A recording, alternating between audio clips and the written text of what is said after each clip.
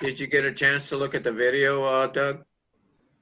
Yeah. I've reviewed that last night, right before I went to bed. Oh, wow.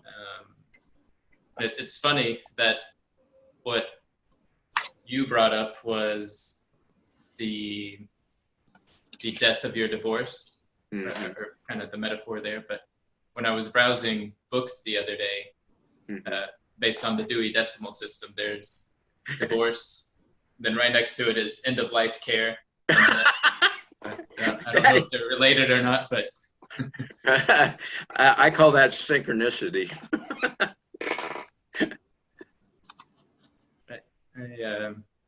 You asked just a second ago, John, why this was chosen. Yeah, why did you choose this title? Cafe. The cafe. What is it? The Death Café. Which sounds morose, pretty gross, and not an ideal subject. And that's kind of the point. But it arose last week in a conversation with Marco. I mentioned that the Cosmos Cafe has a lot in similar with a French movement, which was the Café Philosophique. Pardon my French, but it was essentially a man started a cafe or conversations within cafes to focus on deep philosophical topics. So anything from what is life, what is death, what is the meaning of our existence. This isn't Edgar Morin, is it? Perhaps, but I'll have to look it up. But it's the Café Philosophique, which is what the World Cafe is based on, which is an actual meetup, which is very similar to what we do at the cafe. But Marco mentioned the Death Café, which was started, sorry, I don't remember anybody's name, but it was maybe about 8 or 9 years ago, started by perhaps a physician who just noticed that working in the medical field, there's this compartmentalization of how we access death, and what there's not real conversation about death as we exist in this materialistic world. And so this fella started Death Cafes, in which anybody can start up a cafe, either in their home or meet at their favorite locale, and be in a comfortable yet vulnerable setting to not discuss end-of-life care, though that may arise, nor just talk about the most recent death that happened in your family.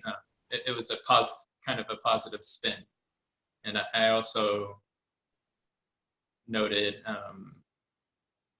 there's a musical artist, John Mueller, who formed, it's more of a movement than a musical group, but the musical group is called Death Blues, in which he wanted to turn the focus on to, so that was what the opening questions were. So what happens when we thoroughly hold and understand that our lives are finite? How does this understanding of our end shape our present? And how do we become more present? So just utilizing this knowledge that all things live, and the one thing we do share other than living is that we all die. But this is a very broad subject. I like that the two of you framed it through clean language and also forming a certain language around the conversation of death. So I assume it's going to be the three of us here. And perhaps we can open up by asking each other or ourselves what what we would like to have happen, what framing we want to utilize before we proceed into this murky realm, or what could be a murky realm.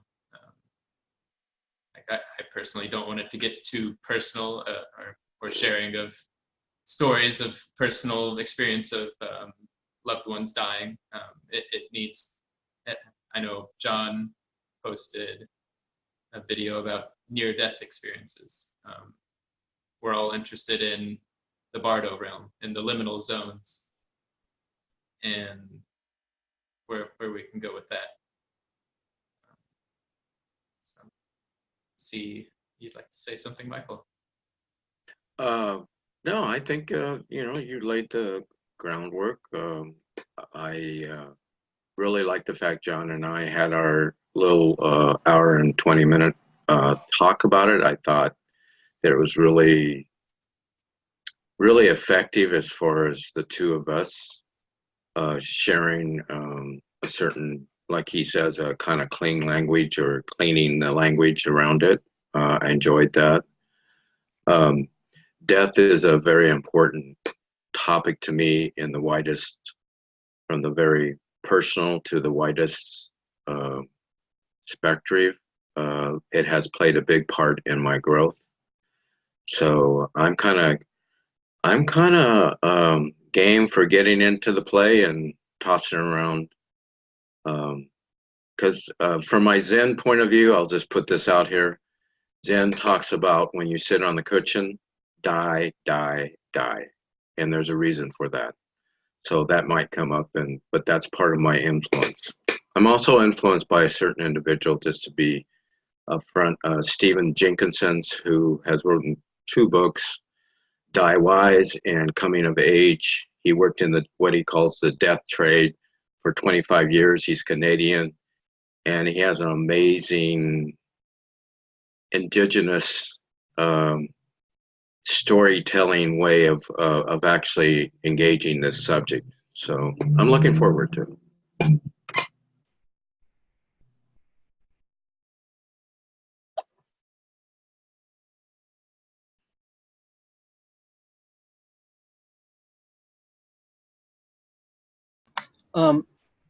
So Doug, when death,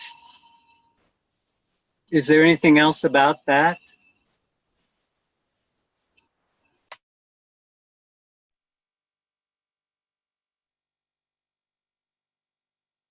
Well, when death, that word death is another word that carries a lot of meaning. But when I sat down and thought about it this past week, death to me is final. There's a lot of uses of the word death. So out of death comes life, or but the basic definition of death is the cessation of life, or the ending of life. But something that has more meaning is dying, more of the process. So death, I think when we talk about it, is more of a process rather than that moment,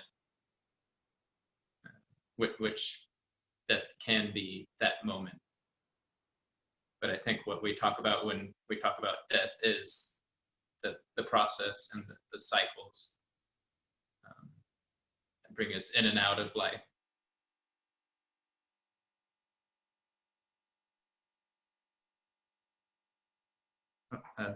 John? And death, to me, is final, cessation, ending of life. Death as process, cycles. And death, to me, is final. And when final, how do you know final?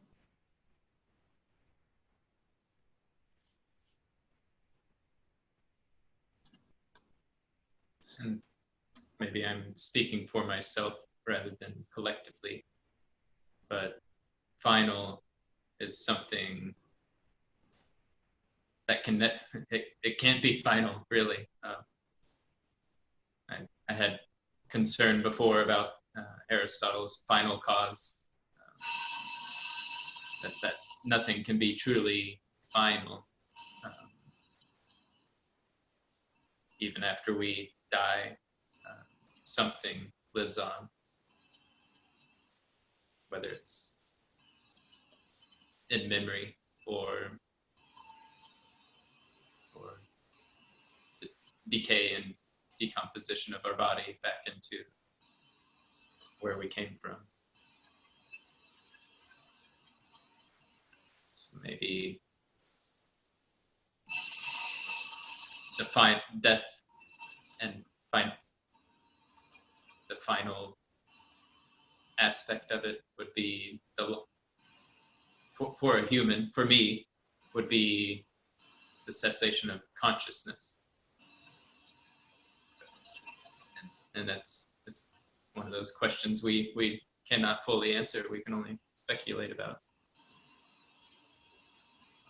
If there's a cessation or annihilation of consciousness.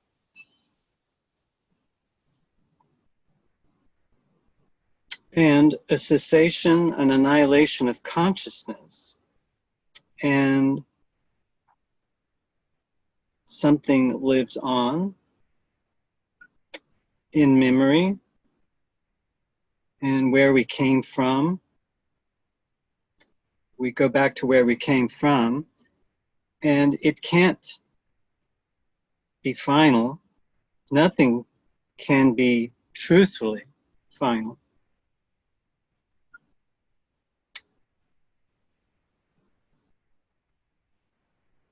And death to me is final.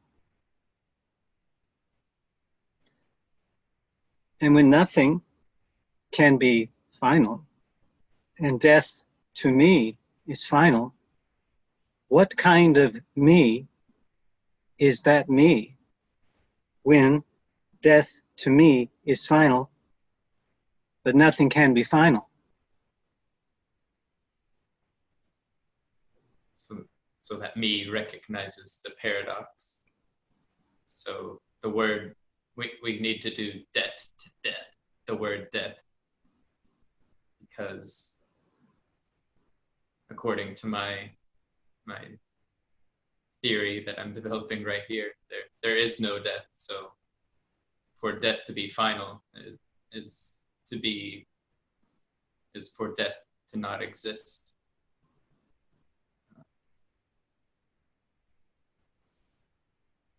And then what happens?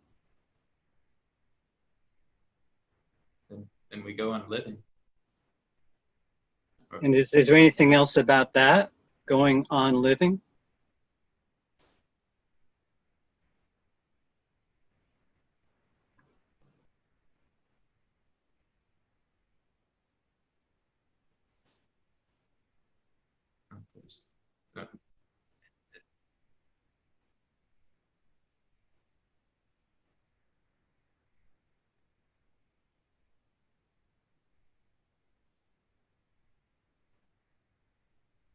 There's, I guess death would be nothingness. And for there to be nothingness, then I think I personally have noted in the past that nothingness is kind of the first step into everythingness. And when nothingness is the first step to everythingness, is that what you said? Mm-hmm. Did I get that right? Okay. And when nothingness is the first step, whereabouts is nothingness? Does it have a size or a shape? So it's that space that I point to around the head, around the outside. Around the head? and around the outside? And is there anything else about around the head and around the outside? It's vast. And is it on, and when it's vast around the head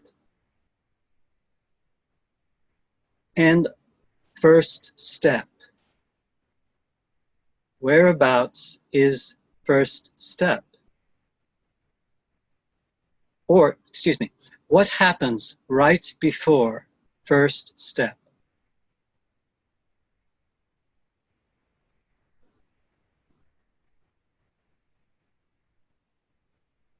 There's a preparation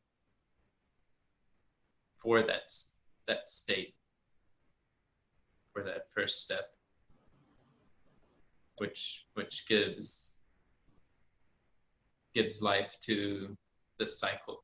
So once there's a first step, then and you contemplate on that first step, then it goes into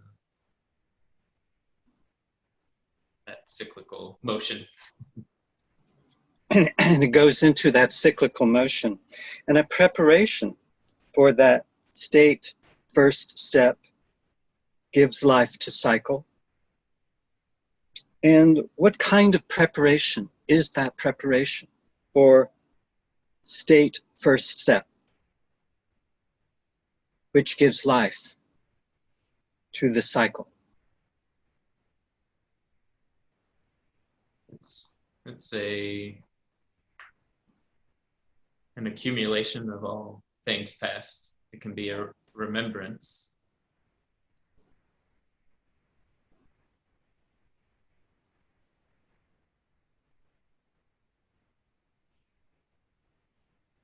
And whereabouts is that things past?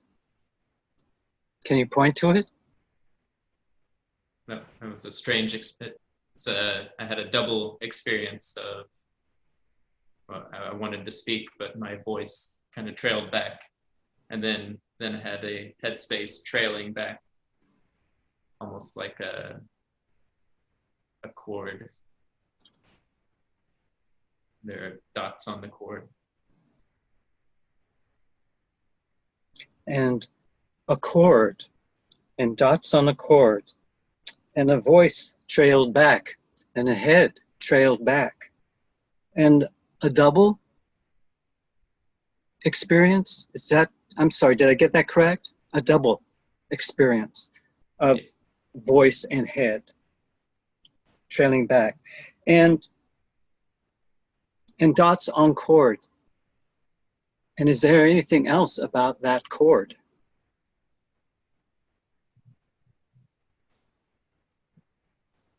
It's like a timeline, and the dots are the events. A timeline and dots on events. And when a timeline and dots are the events, what happens to preparation?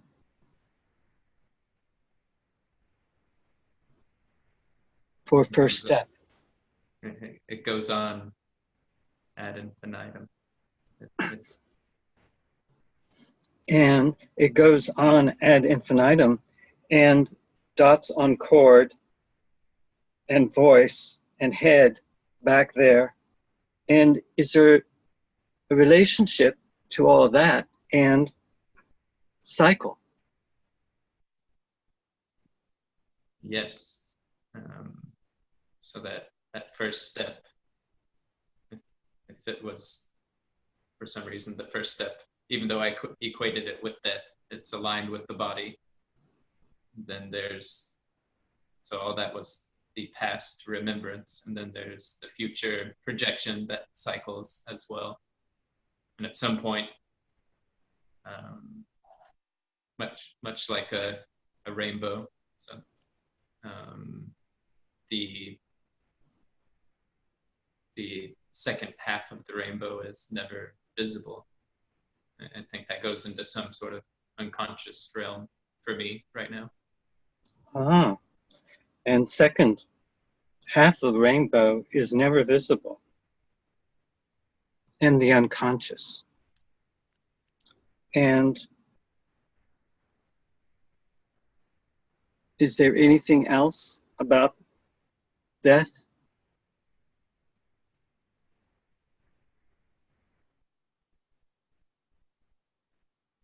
To me, is final. So death, though it's our first step in the conversation here, so that perhaps is my focus as to why it's central. But the cycle can be rotated like a dial on a watch, and any of the points can be shifted.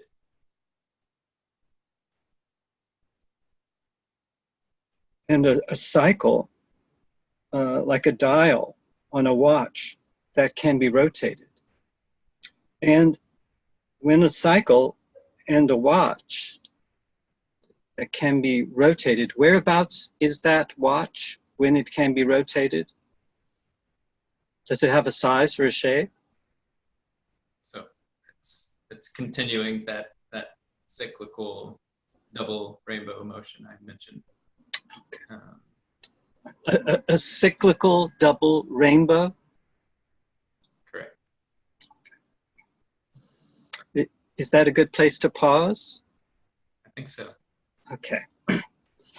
And I would invite you, if you want to make a sketch or something that makes sense to you, a representation, and then I could, while you're doing that, and something might have come up for you too, Michael, from our discussion yesterday on this topic, and I can share with you some thought fields that I've been having. And this comes out of the book that many of us have read, and there was a thread on the flip by Jeffrey Kripal. And in this, on page 123, he's talking about consciousness and cosmos. We are quantum mechanical wave functions that have the freedom to actualize our potentialities, collapse our wave function in ways that can choose and partially determine. We are artists and art forms at the same time. Of course, these decisions are not unconstrained, both internally and externally, but within those constraints, the quantum model of man posits an irreducible freedom to create who we are. What I take to be an existentialist picture in which our lives are like works of art. One more paragraph. He's talking about Alexander Wendt. We've talked a little bit about him. He's the guy who wrote that book on quantum mind and sociality, I think. Wendt addresses any number of subfields here, including quantum statistics, quantum computing, and quantum brain theory, particularly the latter's speculative suggestions about where exactly in the brain quantum states must be preserved and not decoherent to classical material states. It goes on, in the end, I'm going to skip a little bit. In the end, though, what Wendt is up to is not statistics, computer science, or brain anatomy, but more or less what I read Philip Goff as proposing. That's another physicist theorist in this book. He is after a kind of double movement in which the third-person quantum mechanical knowledge of the material world is mirrored by the first-person quantum mechanical nature of human consciousness, a correspondence that, it turns out, scales all the way up and all the way down, respectively. This is not to confuse the mental and the material, but to note their uncanny mirroring and then trace them back to the phenomenon of life itself, which displays both first-person and third-person features. My claim is that life is a macroscopic instantiation of quantum coherence, and ultimately deep down to a single underlying reality that is neither mental nor material, but from which the distinction itself emerges. Okay, so as we move out of this 3D grid, which I think is deeply materialist orientation,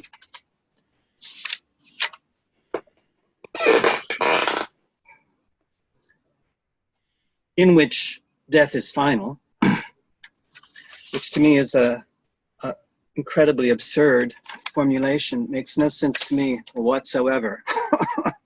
And I'm definitely for blending first and third person, rather than taking a third person account, looking at matter only, simply because that's the only thing science really can work with. It's not really in a position to work with these in an objective way with first person accounts. And that first person is much more of what the quantum wave function is. Whereas and we are, as language users, entangled. Our consciousness is entangled. And this is very different from, but not separate from, the material processes of our body. So my feeling is, my sense of it, and this is ongoing, I haven't figured this all out at all, because I'm working with first person and third person. But there's, that to me, the body is mistaken in a materialist orientation for something that it is not. Just a clump of chemistry moving around, skin encapsulated, ego. For me, the body, like Whitman said, is electric. I am the body electric. What I assume, you shall assume. For what belongs to me as good belongs to you. So I think there's the body actually translates the physical into the biological, and into the cultural and the social. So having said all of that, I'll share with you a first person account. This happened last night. And so since it's hot off the press, I can share it with some, I haven't been able to put everything into words here, simply because these affective zones are excessive. There's way too much more going on than our subject-object oriented verbalizations can handle. But I do the best I can. So I'm going in the dream, I'm in a dream space, and I'm sort of semi-lucid. And I've been thinking a lot. And I was thinking a lot about the interview that I had yesterday with Michael, and thinking a lot about ongoing dream projects. And I'm working with an individual named Kevin, who died about 10 years ago. He was not an intimate friend, but he and I were very engaged with a lot of different, we were in the gay movement together. He was very much an activist. We were very much interested in very similar things, but we never got to be, I don't know, he was a really prickly kind of guy. Anyway, when he died, he actually was a client of mine for a while, sort of, and I was a client of his, sort of. So we worked with each other in different ways. But at any rate, I saw him in an elevator. I saw the elevator had a window in it, as some elevators do, and I could see his face. So I ran up and I pushed the elevator button because I want to get in there, and so I can have a conversation with him or some sort of interaction. And as I get into the elevator, Kevin disappears. And the elevator door closes, and I push the up button, but the elevator continues to go down, and it's going down at an accelerated pace. And I'm wondering what happened to Kevin. And as the elevator is descending really fast, and it hasn't reached the basement, and it's moving faster and faster, the metaphor comes to me of, it's a rush. Death is a rush, like hurried sex without protection. And then all of a sudden I'm opening up to this black void, and there's electricity moving in my in a field. I feel sharp, piercing, almost painful and ecstatic sensations in my feet, my dream feet, my subtle body. My physical body is not here. My physical body is in bed, asleep. But I can feel these penetrating bolts of ecstatic energy moving through my feet and in the root center. That's that area we talked about, the perineum. And it is intense and it is precise. And I feel like I'm reaching a threshold. It's so intense I can't take it. And then I feel like I pass through the threshold. And there's an intelligence there. It's behind me. I'm still oriented somewhat into a physical orientation with eyes in the front, and behind me is, I can't see, but I can see in front of me. So that orientation is still there. And I feel this intelligence sort of wrap around me, and I feel very vulnerable. And he says to a group, he's addressing a group.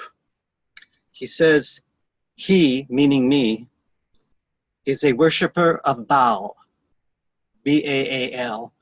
I had to look that one up. Baal comes from a Semitic tradition in the Middle East, the ancient Middle East. There were the worshippers of Baal. And I have no idea what he's talking about. I don't remember anything about this. And then I sense that I am in another zone, and it's a social space. And this intelligence that was invisible has morphed into a community of men. And there are about a half dozen men there, and they all kiss me on the lips. Very good-looking men. Each one kisses me on the lips, and each one of them kisses one another. They greet me as an intimate. And one of them says, "Don't worry, you're not in hell."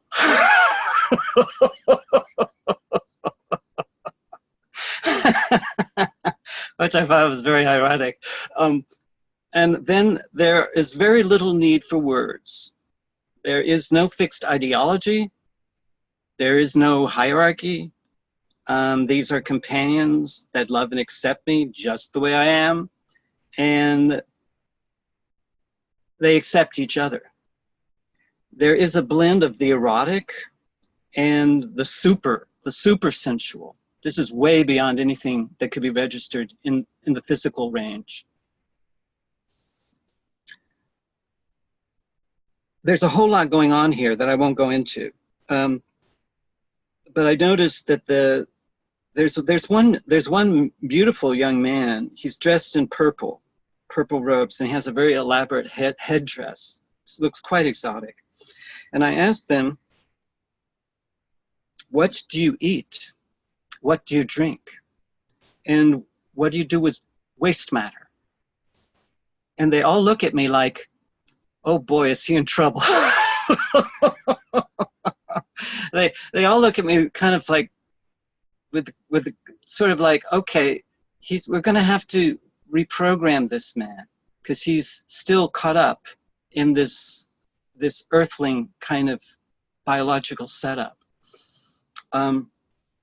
But there is food and there is drink, but it's definitely not what we expect from our biological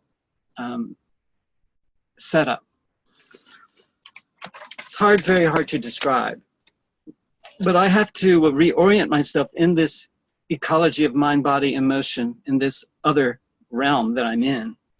There is a strong sense of a queer cultural variation, which I'm very familiar with, living in the LGBTQ environment and having shaped that and made that reality, that other kind of culture within a basically very hostile culture. But I have always known this queer cultural variation, and of course it was a variation upon a theme back in the planet Earth, but right here it's the norm. LGBTQ is, everyone is this way.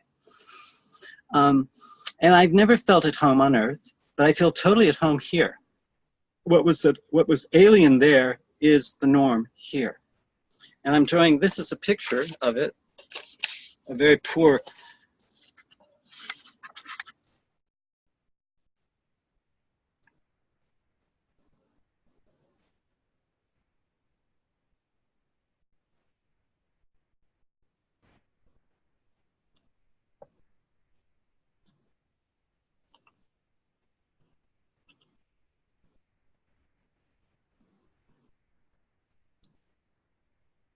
Okay. So there is a loose kind of boundary. So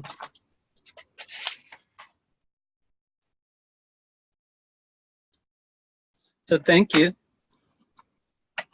It's very, very colorful there. Did the colors have any particular meaning, or was what you had available? Well, none of these colors can even, these are just crayons and markers. There's nothing comparable, actually. Actually, you can see it's like more like, it's not like a hologram, it's more like a hollow, what I guess Bohm would call hollow movement. So it's, there's nothing stationary. Everything is moving. And there's and you can see the visual sense is micro. You can see the pixels making up everyone around you and making up yourself, and it makes up the environment. So there's no separation, as there is here, between this body here, that body over there, and space between us. And I could go over there and touch that body, or that body could touch me. But it's all based on separation. There's none of that. It's instantaneous flow states, and language is optional, but it's not necessary. And there's no sense of history either. But I do have a hangover from the physical experience. So I'm just taking all of this as a rehearsal.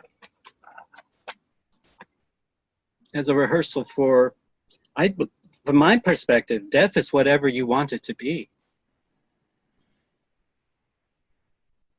So what you said, it wasn't hell, and you mentioned Baal. Baal was is that a demon?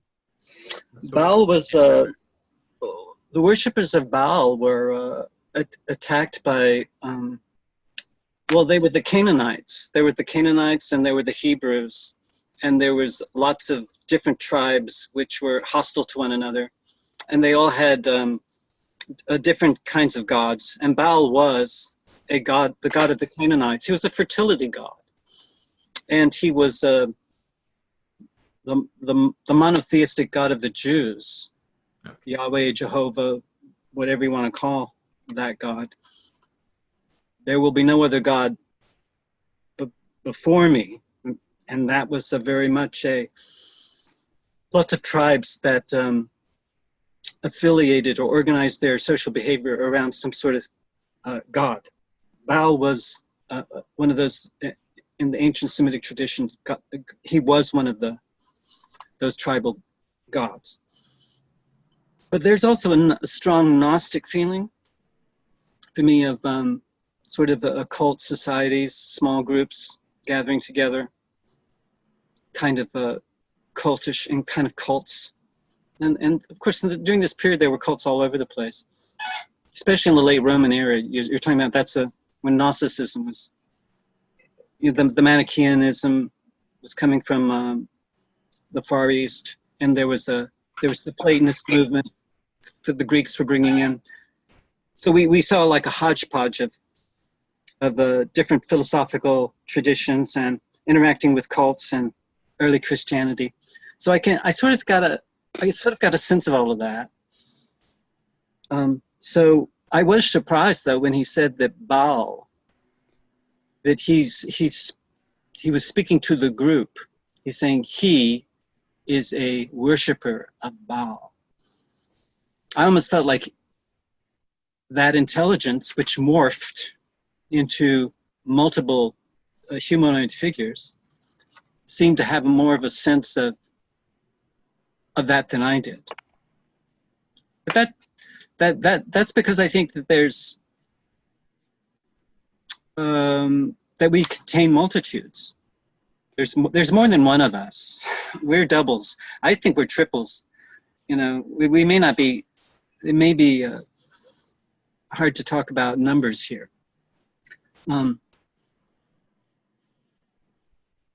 And I think this changes. It changes. I don't think it's a static setup at all. So I think this could be, I think this is quite, there is a direction it's going in. There is this, and this almost feels a fractal to me, like the edge of a fractilic shape, which is constantly morphing into something else.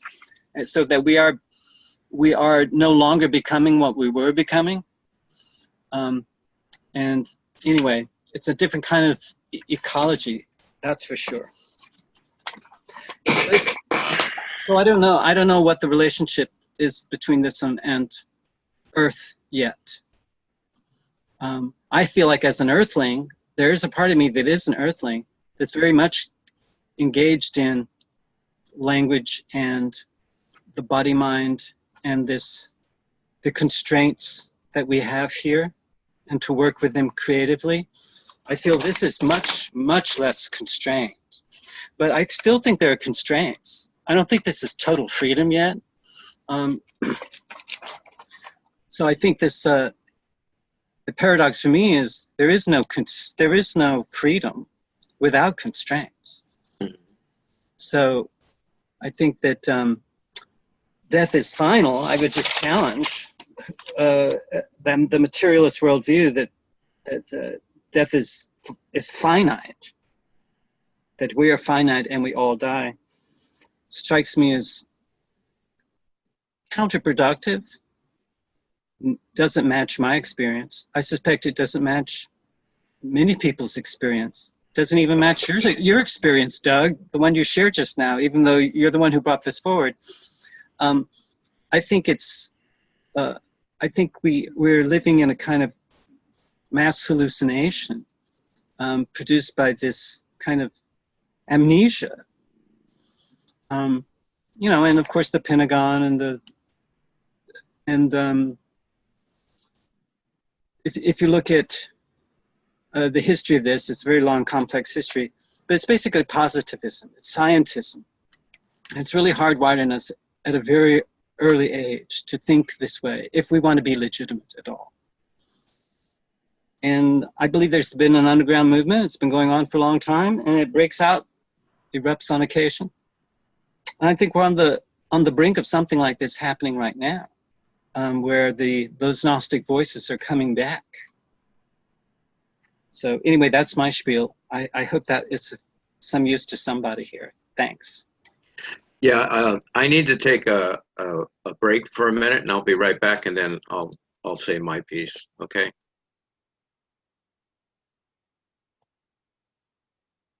Yeah, I appreciate you sharing that particular dream. I'm sure you have a long list of dreams you could select from, but that seemed to be, for lack of a better word, an afterlife dream of sorts. Said it wasn't hell, but you never said it was heaven as well, which I think speaks of where you are at, or where you're seeking in general. And I wanted to respond to kind of the physical materialist world.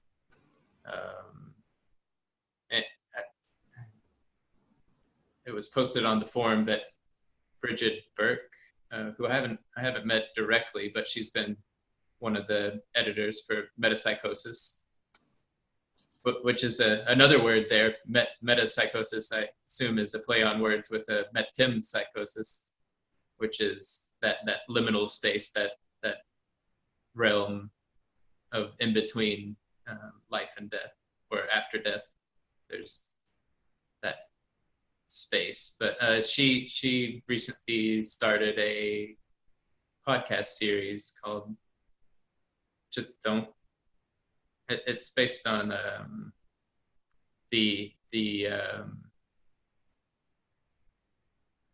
not the mother we think of like Gaia, but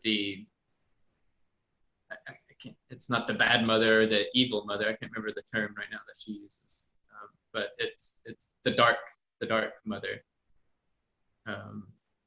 and it looks like she has a book she's working on that she hopes to publish by the end of the year or next year, but it's on this fear of death and she equates it with the fear of the feminine.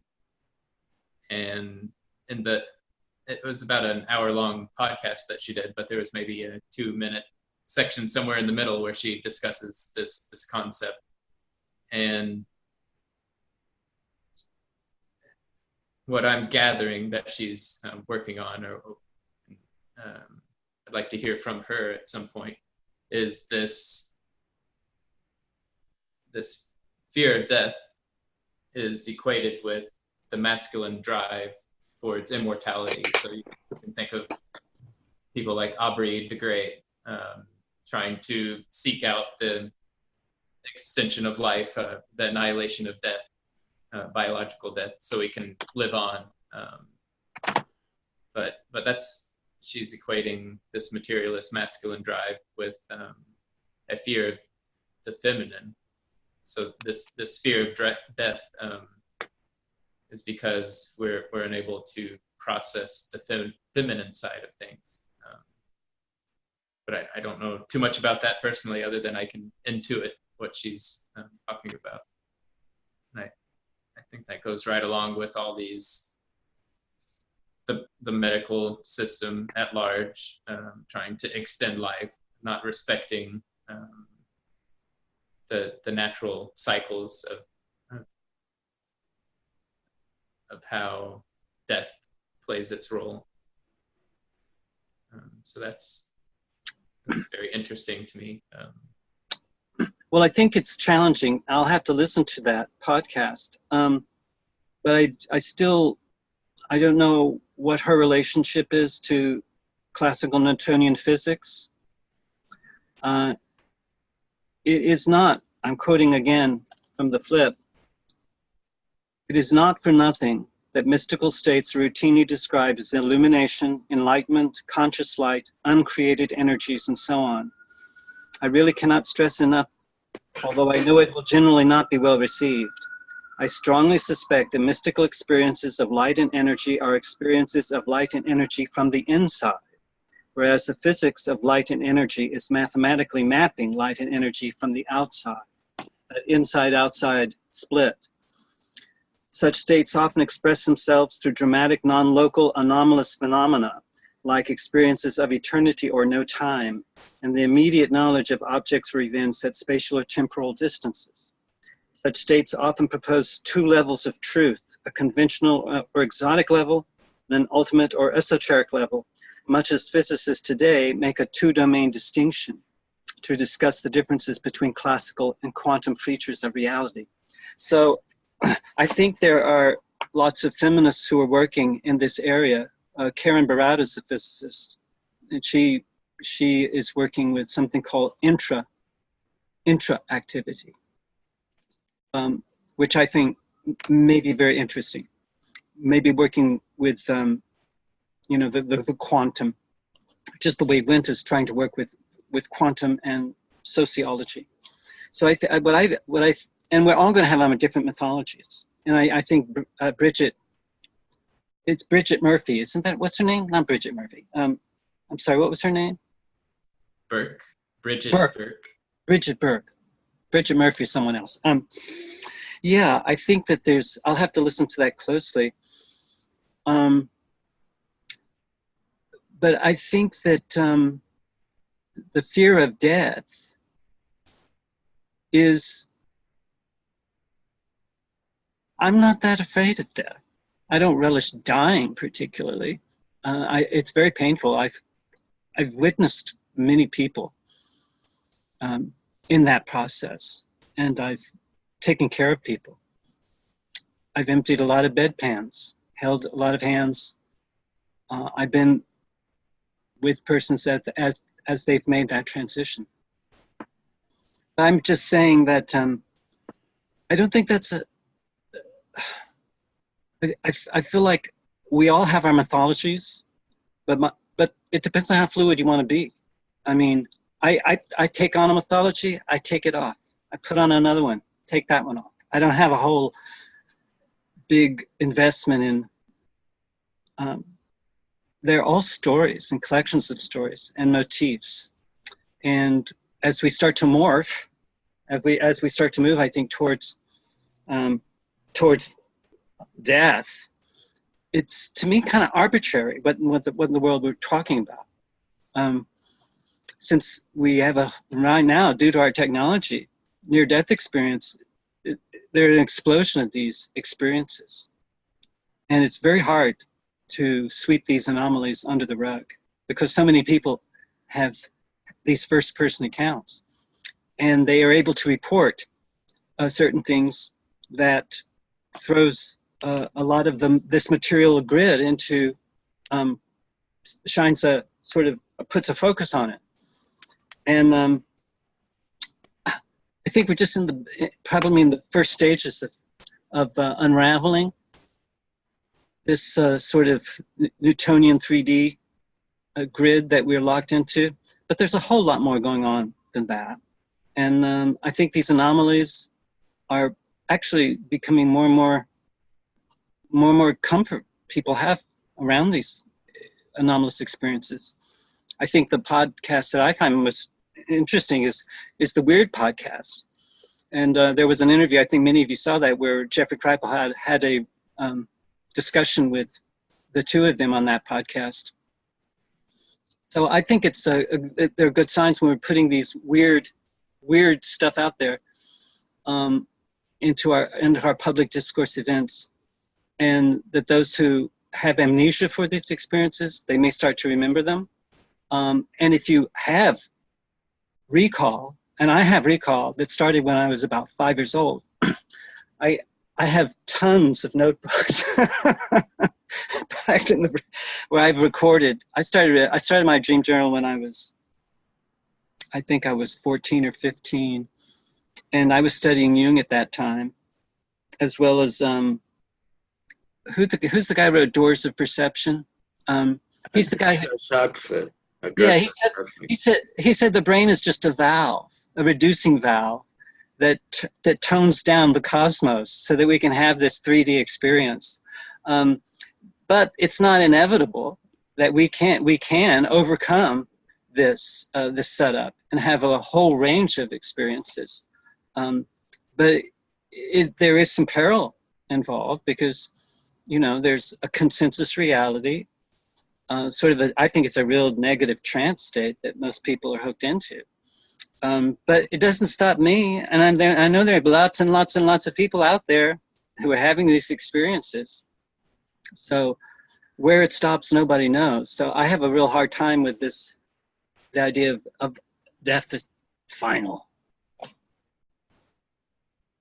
So anyway, but I'm tolerant of others who have different points of view, as long as they're tolerant of mine. That's the problem, though. Most materialists are not tolerant of any view except their own. And they call what they are doing reality rather than a metaphysic. And I think we're all entitled to our metaphysics. But Right. I think we run into problems in fundamentalism when we claim that our metaphysics isn't a metaphysics, it's a reality. And you better agree with it. Yeah, and that kind of interaction is what causes a lot of fucked upness. I'll put it that way. So, wow. You know what? Remember this? Can you guys see this? Doug, you see this? Can you see it? Up, right there? I can see it just fine. Okay, I drew this yesterday, and it's been in and out of my consciousness since then. And this is going to be kind of a improv, hopefully a disciplined improv riff on what I've heard and my response. First of all, it will be based in 2 experiences I had at death. and it doesn't matter when or what, but there was two experiences where, in my experience, I died and I didn't know where the fuck I was at. And both experiences, I was in complete darkness. This has led me to build a myth that death is just the representation that we give to the absolute unknowability of everything. There's a certain unknowability in the sense of consensus reality, you know, trying to find consensus of what reality is. It has helped me grow to accept that, to be appreciative of consensus reality without being, it's provincial. It's just a provincial way of looking at life versus the only way. So I can interact with different people's, consensus reality to an extent. There is a boundary, like John puts, is when they start, becoming, sending out energy that they don't appreciate, at least listening to my point of view, and okay, you have a critique, but the minute you put that only word attached to your perspective, then I can feel a lot of tension, I can feel a lot of intensity, and I've had to learn how to modulate that, how to work with it. So I also feel that from my experience is that we make a false binary between life and death, when life, it's more like life is the unknowability, represents unknowability, and birth and death is the binary that we're trying to work with within life. Having experienced my experiences and having worked with grief of a lot of very close people in my life, and very specifically contrasting two experiences in my life of being there for the birth of my niece Bobby, the birth of my son Jeffrey, the birth of my daughter Christy, and then being present, and this is this between those, and then at this next point of being near my father, and coming to underline the feeling that what he was going through, and I was right there, was death birth. I refuse to accept death as a finality, but it is a doorway to the unknown. And it's like the doorway between our conscious mind and our unconscious mind. Today I was working with the idea of how far I've come of having a good marriage between my conscious mind and my unconscious, but there is a liminal porous, there's a liminality between the two, and it's porous, and sometimes I get flooded. Sometimes my conscious mind wants to build walls, because I'm not ready for what's coming. But when I'm at my best, I'm just working with the flow between the two.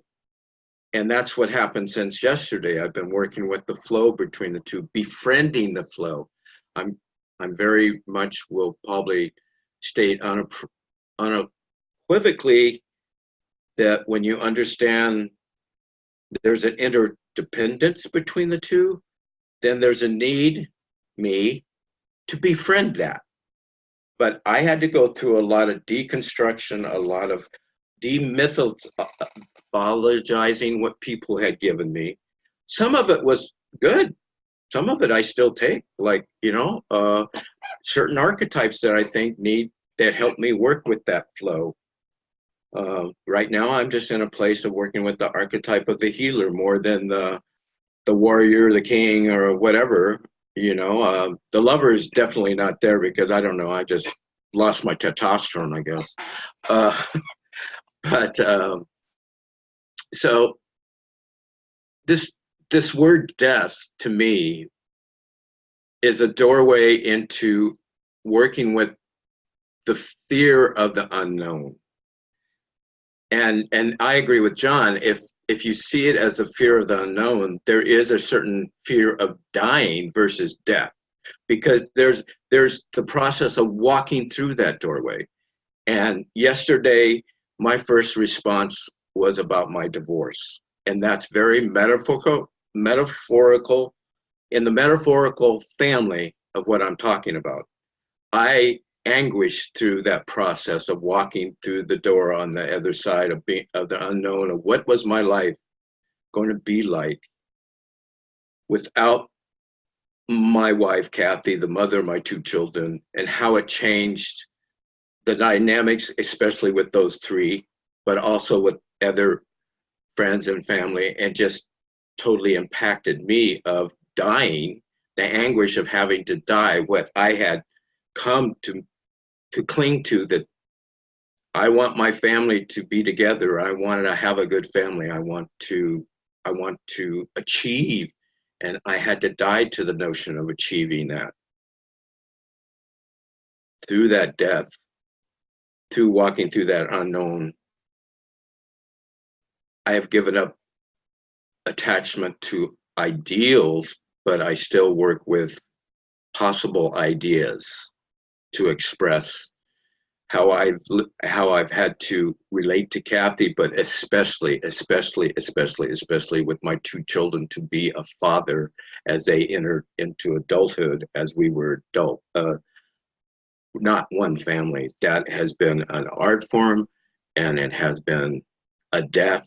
And out of the death, I still have anxiety about going through that portal, but I also have come to just appreciate, oh, there's a little bit of two-step that you can work with it now. It's kind of like being a sailor and learning how to have sea legs when there's a storm. You know, I'm not on land, and that's part of the problem with moving into the unknown. You're not on solid ground. Now, I'm going to share an experience that I think I've come to recently think of how much it plays a part in my unconscious, that I had about close to 10 years ago. It was an experience where I was working out at Chino Hills State Park. I was a park person that had to go pick up trash, check everything, check the trails, work the earth, deal with the animals. You know, it was a recreational park, and one time I had to take this dirt road into the park that was 15,000 acres, and I ended up on this one road that was high above, and I could see down below, and I just pulled over, and I decided it was time to just lay on the earth. I wasn't necessarily tired, but I laid on the earth. And this goes to the point that we talk about anomalies or alternate realities, but my receptivity, especially in my relaxing my body, because I think a lot of this, even though intense situations can make us help us break into alternative realities, I think learning to, as you have those, also counterbalancing with some relaxation helps you actually work with those alternate realities. There has to be this alert and relaxation that you have to build for yourself.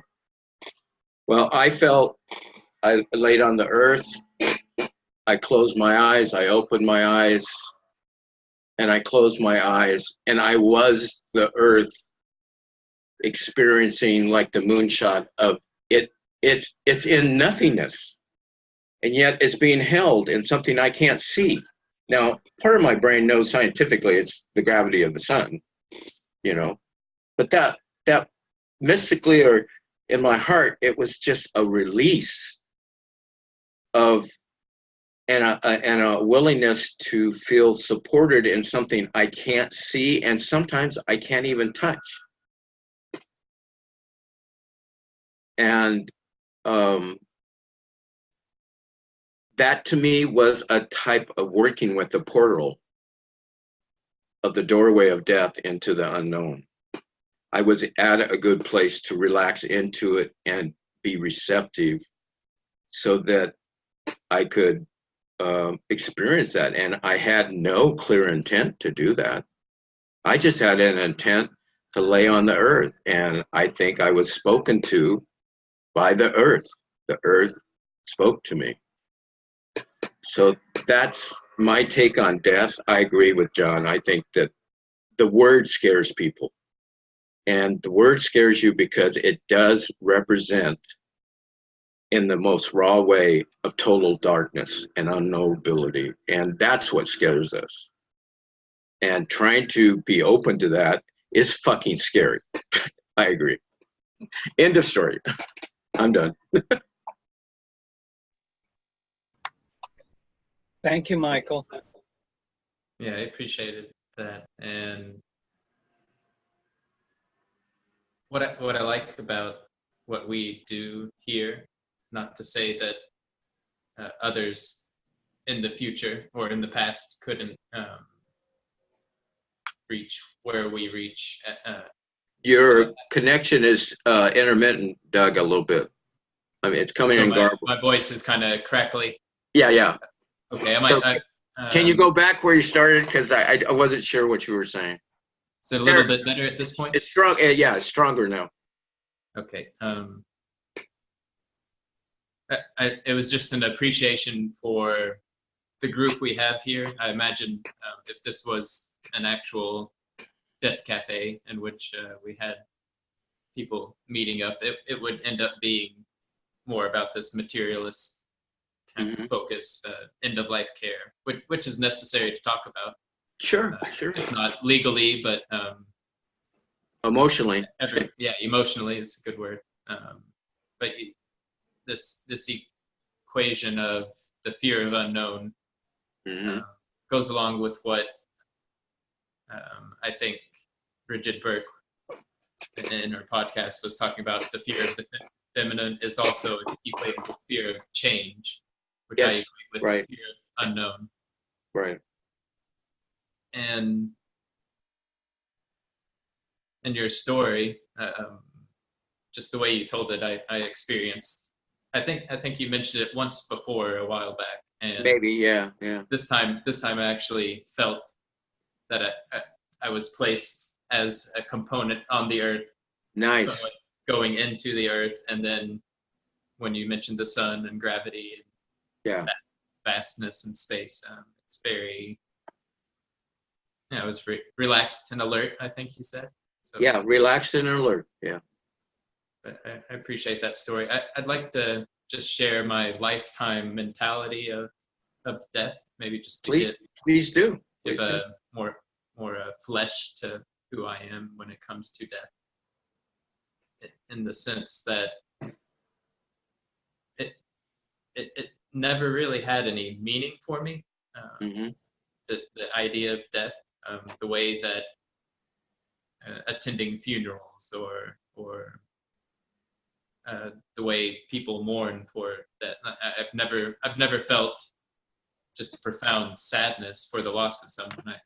I feel just as I cannot physically touch you, but I would be sad for a certain loss if I could never speak with you again. But there's so much stored there.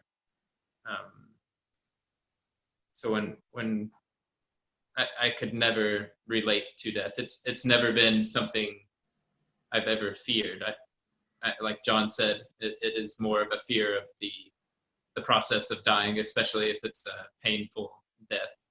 Like if you've witnessed that in an animal or a close friend or a family member, can say, well, the agony that was experienced is something I don't want to experience myself, and I wouldn't wish upon anybody else. And so I was appreciating, I guess, right when I started talking, that we could cut through beyond that idea of death, and we're in multiple realms right now. We're in the quantum realm. We're in these Bardo liminal spaces right now, and sharing experiences, sharing dreams. Today is election day here in Kentucky for primaries, and I was reflecting yesterday how I think I saw a quote, how you should go and vote because so many people have died just for the right to vote. And just like death we take it for granted in a lot of ways, or we just don't talk about it. But I want to share a dream that I had last night, which I don't have political dreams or powerful dreams like the one I had last night. And I was in a city, lots of people coming together, and there's this sense of a large event happening. I assumed it was an election of sorts, and there's just talk in the streets about this event happening, though it was never said what was happening. Lots of security, and then I hear over the intercom of the city that the security was going to be ramped up even more, to the point of like there's these special agents that when I saw them, they didn't have a human shape. They had a form of what you would imagine a human, but they weren't human. Very dark, unknown, and I was hiding at this point. I had been going in and out of these big, large buildings of apartment complexes, as if I was visiting people I knew. I don't recall visiting anyone, but once that announcement was made, there was kind of a shutdown of the environment, of the locale, where, like I said, I had assumed someone was either about to make an acceptance speech because they just got elected, or an election was about to happen. But I was kind of hiding to where I wouldn't be seen by these entities, and but I was still, I started scaling this large apartment building, and but the main takeaway was this sense, this powerful sense of a large event about to take place. And when I woke up, I had also had fragments of other dreams that came into play, which recently have been on talks that we've had here, kind of arranging talks. I had a conversation between, I think, Marco and Ariadne about death, though neither one of them are here. So I kind of unconsciously brought them into the conversation. And yeah, I just wanted to share that to give some more flesh to what we're talking about here. Yeah, and I want John's input to see if I'm framing this right, but this is a perfect example of third person and first person kind of sharing a we space in a healthy way. Because we all, third person is, I feel, by you holding the space of third person and me sharing my personal experience and interacting with me, it's helping me not necessarily validate anything, but just to feel like, oh, there is something to this that isn't over. There's something to my personal experience that I can share with others that is not condemned, judged, or thought crazy, even though it may be crazy. I don't care if it's crazy, but stop judging it.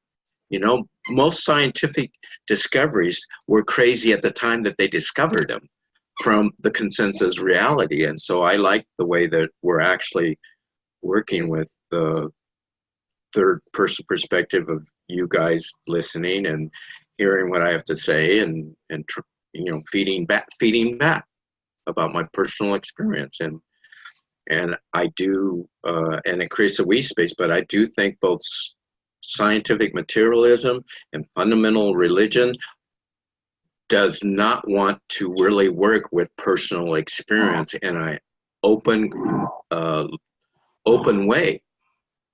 They always want to dismiss or invalidate personal experience. Now, I'm not saying personal experience is always right, but if we don't give it free room to kind of emerge and be with especially other humans, they're like I'll just use this clumsy metaphor. Like when I was raising my child, and I remember Christy having scary dreams. I did not tell her they were not real. I helped her engage the monsters. I helped support her. I'm right here, Christy.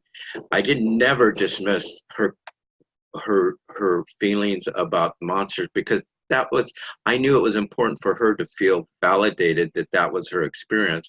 Whether I'm an adult knows that that's probably some anxiety working out in a child. That's just bullshit to kind of just over psychologize a child. You got to nurture their imagination to work with the experience of being scared for whatever reason, and it could be many reasons and stuff.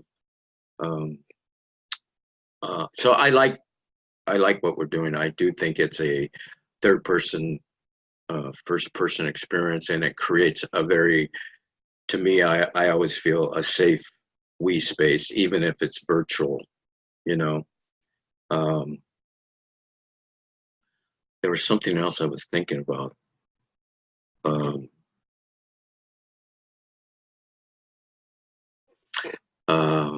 Well, I'm not sure right now. Come back to it. I'll see. I want to get John's intake.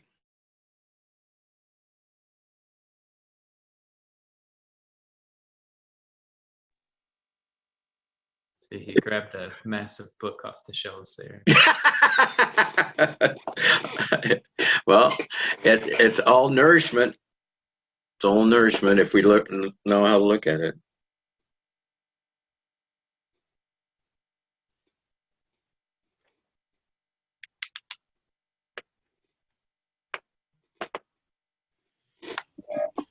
I can't find it. I think I know it by heart though. It's Shakespeare. Fear no more the heat of the sun, nor the furious winter's rages. Thou thy worldly task hast done, home art gone, and ta'en thy wages. Golden lads and girls all must, as chimney sweepers, come to dust. Fear no more the frown of the great, thou art past the tyrant's stroke. Fear no more to clothe and eat, to thee the reed is as the oak. All learning, scepter, physic must, all follow this and come to dust. I can't remember the next stanza, but the last one goes, let no exerciser harm thee, nor no witchcraft charm thee. Ghost unlaid forbear thee, nothing ill come near thee. Quiet consummation have, and renowned be thy grave. This is a little ditty from Cymbeline. I can't remember the third stanza, which is very beautiful, but I just came across something that really, I can't find it now.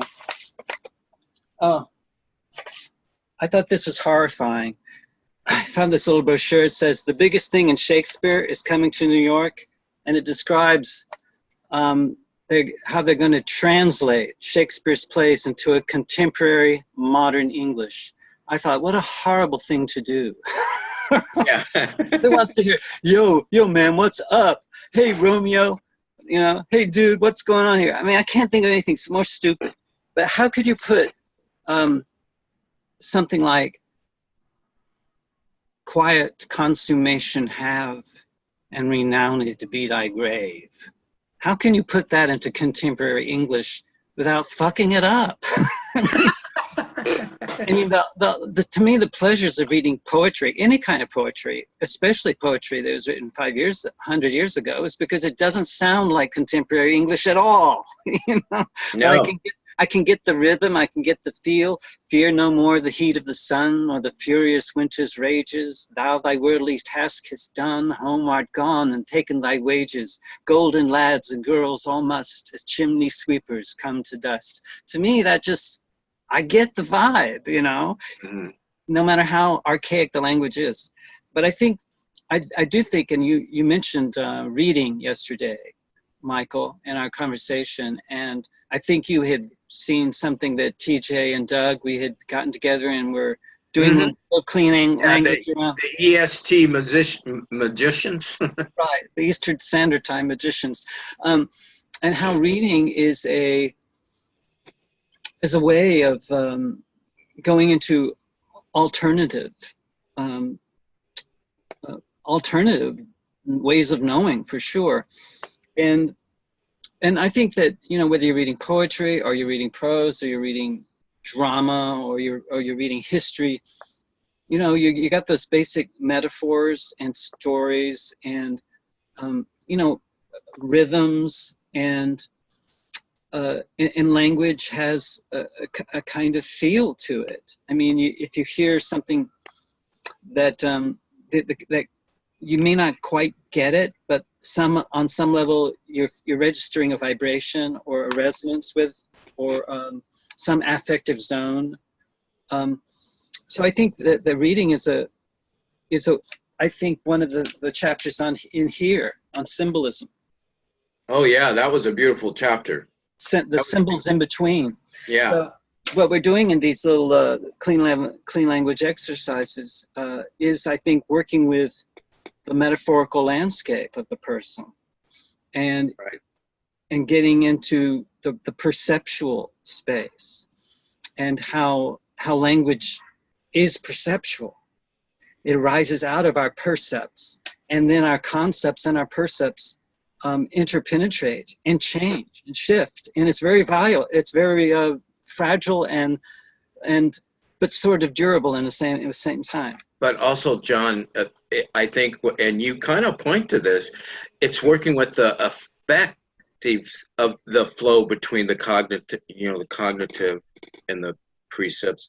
There's an effect because it ties into, I'm just tying it for purpose of this discussion to death, in the sense that it feels like when you move, their effect, like I can flow with you guys, but in other conversations, I'm heightenedly sensitive to that flow of, is this person ready to go through the doorway of knowing something different?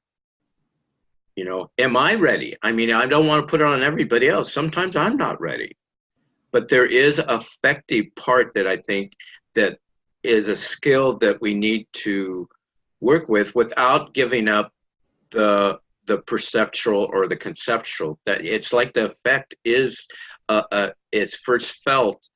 It's a felt effective is the first sense, the movement, the feeling of the movement. And to me, I'm going to make a jump here. It's because it was in our bodies when we were babies.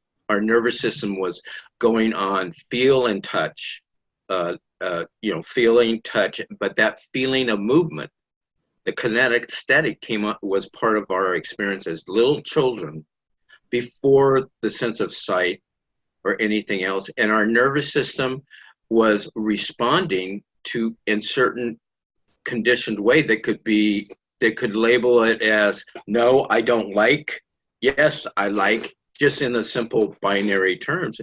And I think because of my trauma experience, what I've taken with it is taking the gift of trauma to help me consciously work with that like, dislike in a more open way. Not to say I don't have likes and dislikes, but I'm not as attached to my likes and dislikes. They become preferences and they're workable, if that makes sense.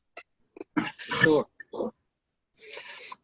For sure. And I think there's, I have to go into the physiology. Maybe we can do a conversation about this in some future, talking about the body and what the body is, and the afferent and the efferent nerves, how we have, I can't get it.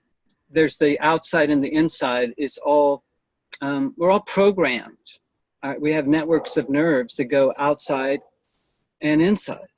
Right. And I think when we close our eyes and go to bed at night, we're going into an interior space. But Right. there's a sun, and there's a moon, there's a country road, Right.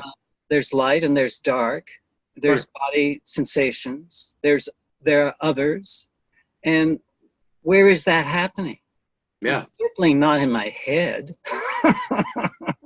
I know there's an explanation, a materialist explanation, is it's just in your head. It's just your neurons and Which I don't electrical accept. energy, right? Axons and dendrites and all that crap. That's important, but it's not the whole story. And I think that's the point. It's not the whole story. It's not right. the. And when we're trying to make that into the whole story, we really screw up things really badly. And I think there's the idea that we have our 5 basic physical senses, and then there's the close your eyes and go to sleep at night, or have a fantasy or a reverie. You're drawing upon transphysical senses. You have interior sight. You have interior hearing, feeling, tasting, touching. And balance. That's why I don't. The 5 senses are the most obvious, but the vagus nerve and everything. What neuroscience has proved, we do have more than 5 senses. We have a sense of balance, position, interception. Interception of position and proprioception too. Yeah. And proprioception. That's I was writing that. So there are these other senses that can be somewhat connected, like sense of balance is connected to hearing. So I understand maybe from a rough sketch of working with 5, but now with science we know those 5 are or they spread out, and create these other senses, and it's just like part of what. And I would like to possibly do a cafe at some time on the physiology of the body, not to say that we're just our bodies, but I think we take it for granted of understanding just the concreteness of the body in some ways. Especially when we use metaphors to treat the body as a computer and as a machine, when those things are actually like the body, but they're 2 steps away from the organicness of the body. Those things don't represent our brain. They represent how our brain might work from our limited perspective. That's our way trying to understand it. And so we got it. I think he even says that. I don't know if it was him or somebody else was saying, is how we got that model backwards. Is no, a computer is like our brain. It's not that our brains are like a computer. That's a fucked up metaphor. Right. A fucked up use of metaphor. Right.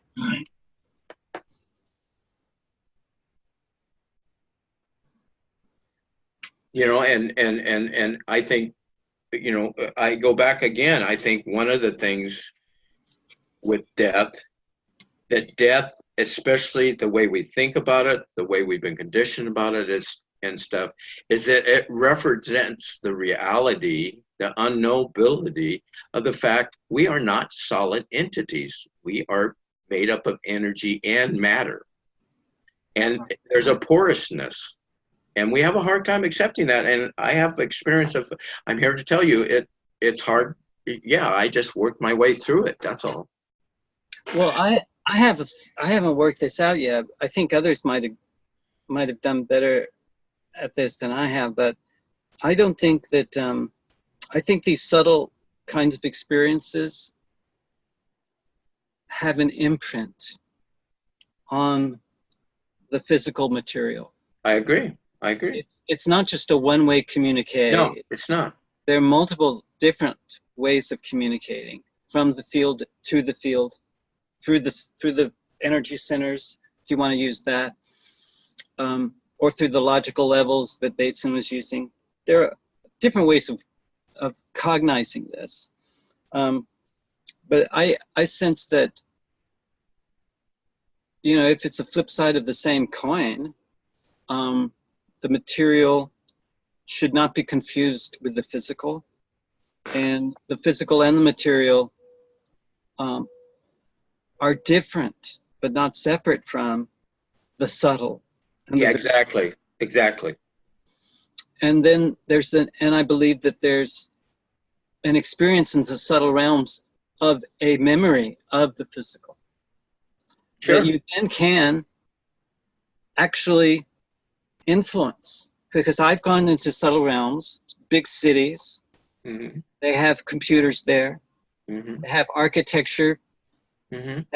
that has some of the features of architecture from this planet. Mm-hmm. They have so they're features of their design that is influenced, I believe, by persons or entities or intelligences that are very familiar with the physical material. And they're Right. creating buildings, and they're creating elevators, and they're creating stairways, and they're creating, you know, Yeah. and tables and chairs in Right. these in these subtle realms. And I believe when we return from those adventures in those subtle realms to this physical, mental, biological setup, Yeah. we're bringing those experiences with us. And Well, I believe we can imprint in both way, yeah, it goes both ways to me, but it may function differently on each side. That's I right. can say That's that. right. And Karpel always makes a point. He's not about doing away with material physicality or anything. It's just we have contracted around that. That's the only supreme way metaphysics, and they don't even want to admit it's a metaphysics. You That's know, he's not trying to. He's trying to enlarge our view, which you know, I think matter, energy, and these weird, unknowable things, they actually work. They're interdependent. They work together. That's why, and the reference to the book of Speaking into the Air that we did.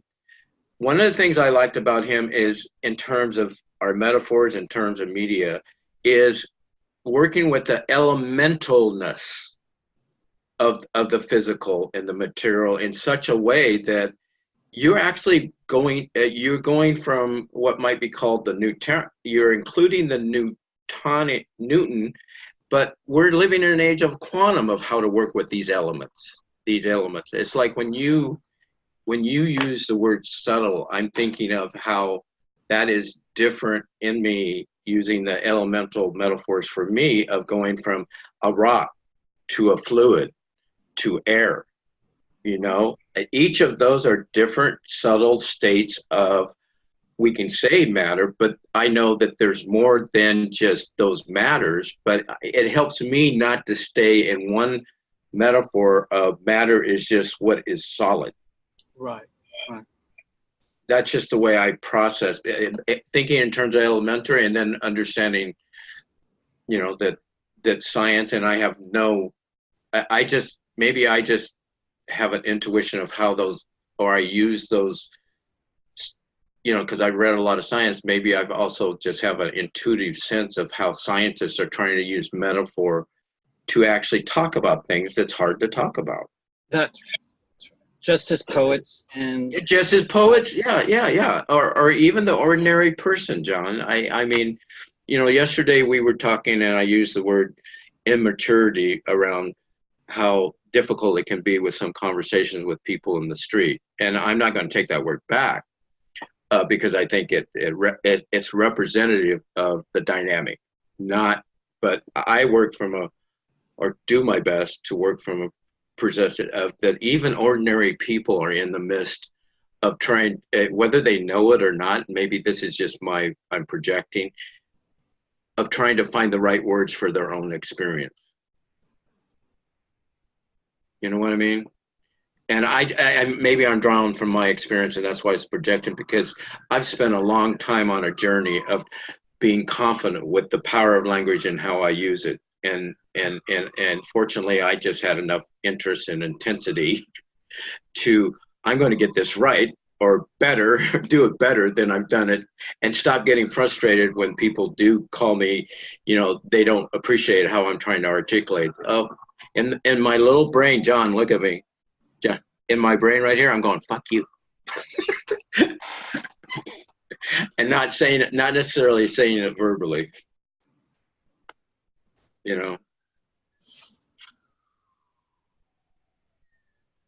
But death represents change. I'm sorry to interrupt you, but death also represents unknown, but it does represent change too. There's a change in state.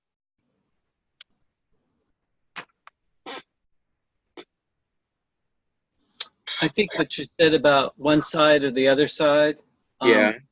On both sides, what's functional on one side isn't functional on the other side. Yeah. And I think what they're talking about on the flip is that we are that split. Yeah. And I can over here, I know that I can't step in front of a bus. I'll get splattered. I can't jump off of a building, but over there I can. I can jump off a building. I can fly. There is no gravity there. Yeah, right. But it's optional. You can walk on a city street, and you can pick up an object, and you can drop it, and it can fall to the ground. Right. But it's an option. Yeah. You can also hold something and open your hand, and it can float. Yeah. And you can make that happen by just intending it. But you can't do that here. We're constrained in different ways. Over there are different sets of constraints, but they don't have some of the constraints that we do here. Okay, so I have a question for you, because I agree with you. But it You're in seems trouble if you don't get that, though. It's very important. I do get that, but I have a question. I know you do, but not everybody does. No, but my question They have these experiences, and they think they can come back to this physical material setup, and there's huge constraints, I believe, about what we can and cannot do because of consensus. A large consensus has been made. So I can't create my own reality. That would be crazy. No, I can influence reality, but I can't create it. That would be psychotic, I think. Yeah, yes. But what I'm asking you is those anomalies or alternate realities that opens up the movement between the two spaces. Right. There's that, I'm not dissing totally. I understand what you're saying, but I think one of the things that in listening to you and you bringing your attention to that liminal space, when those two, even though they're split, there's porousness still happening. Even though there's a split, there's a porousness, and that's right. You can either be thrown into it, like with my trauma, with my accident, with when I attempted to hang myself out of the anguish of what was going on with my wife, or the drug experiences I did. And what I liked about Kripal, he covered every one I had, covered every one and helped frame those experiences in what I would call a constructive, positive way. There's a way to look at that.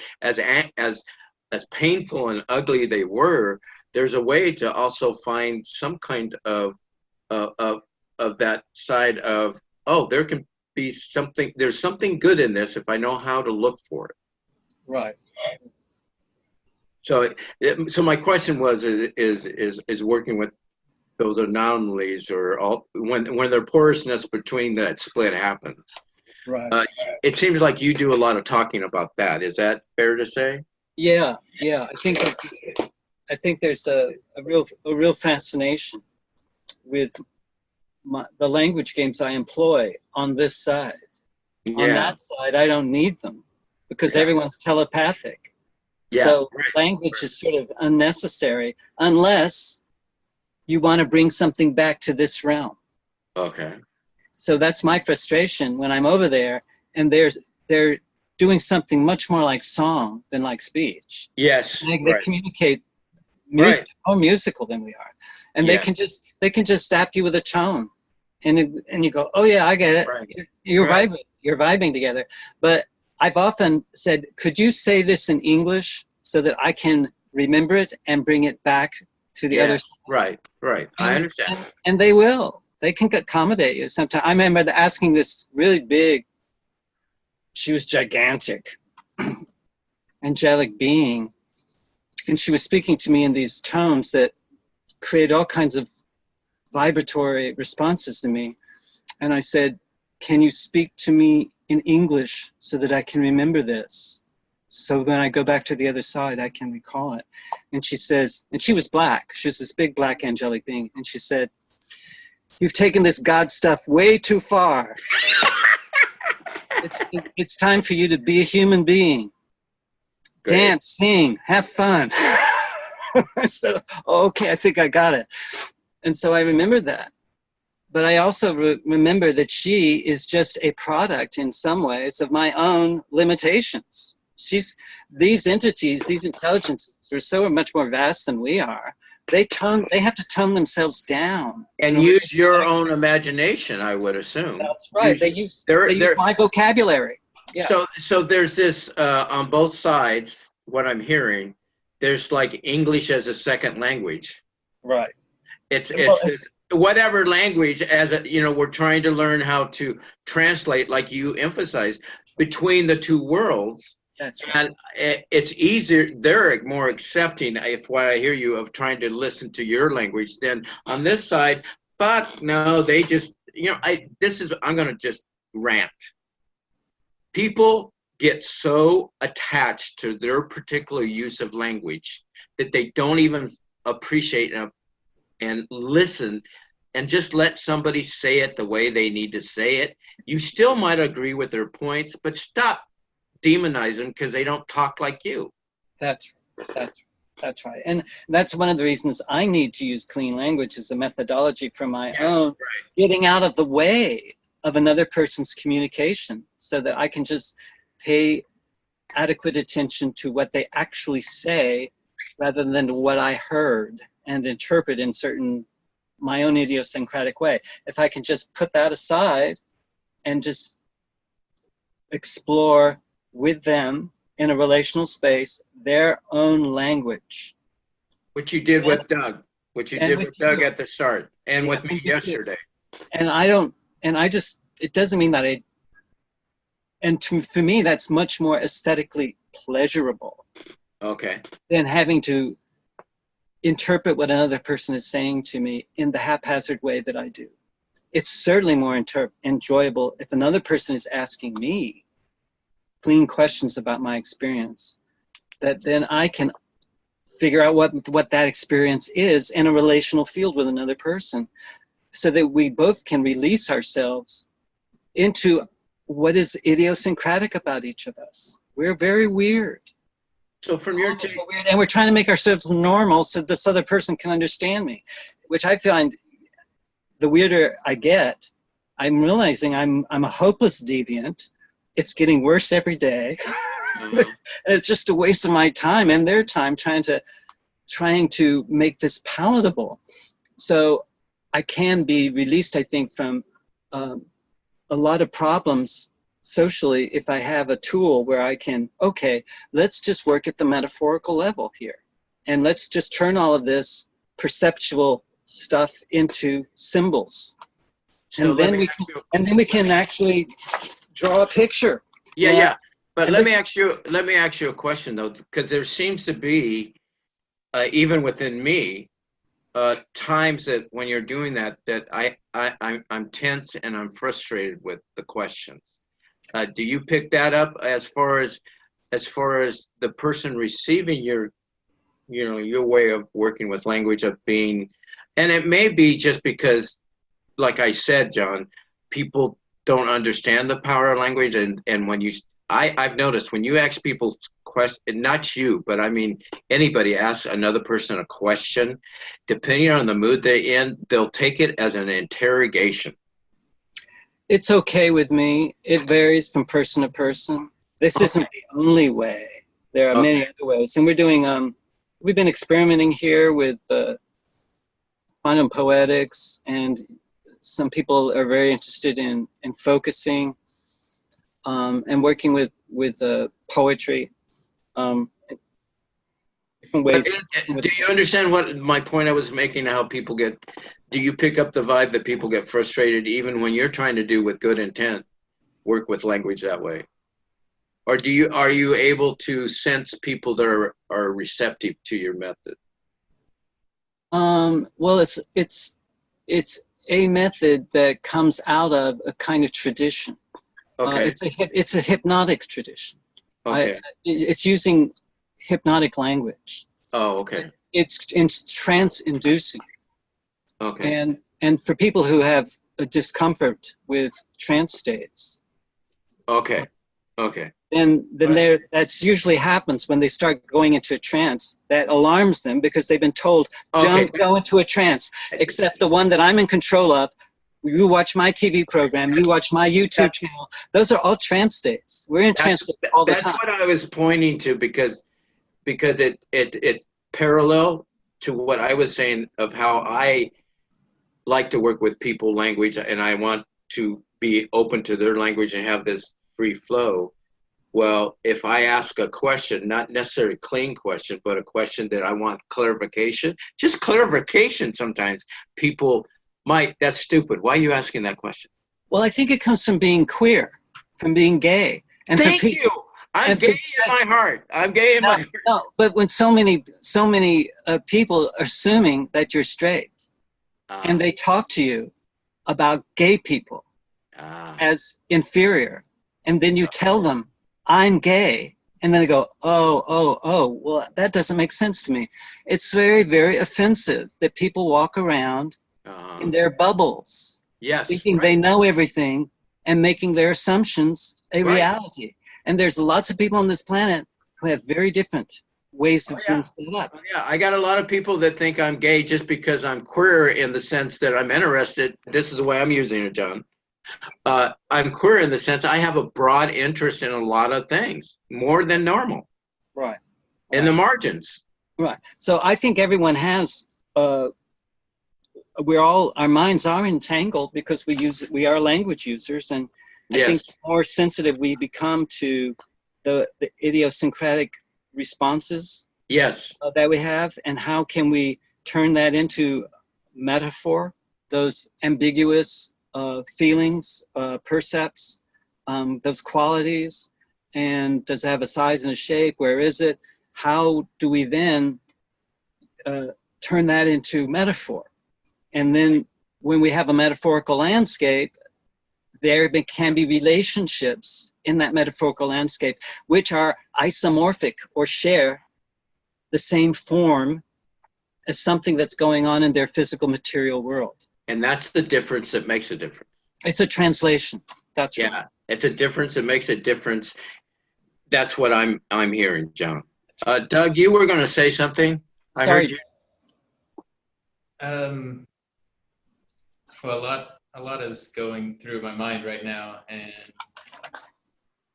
I think the second question you asked, John, was kind of about the receptivity, as well as John intuiting or being able to perceive whether the person receiving clean language is into it or not, and it kind of depends on the context, of course. Yes. The screen in front, like if I was not wanting to do clean language today or something like that, it'd be harder for John to perceive that just based on how I am here. He can't sense my body moving, or can't see below the torso, upper part of my body. Yeah. But one of the first sessions we did with the alternate realities that had to do with the porousness, it might have been the first session, it's either the first or the second, but we talked, that was coming off of the Octavia Butler series about the walls we put up versus a fence and the porousness there.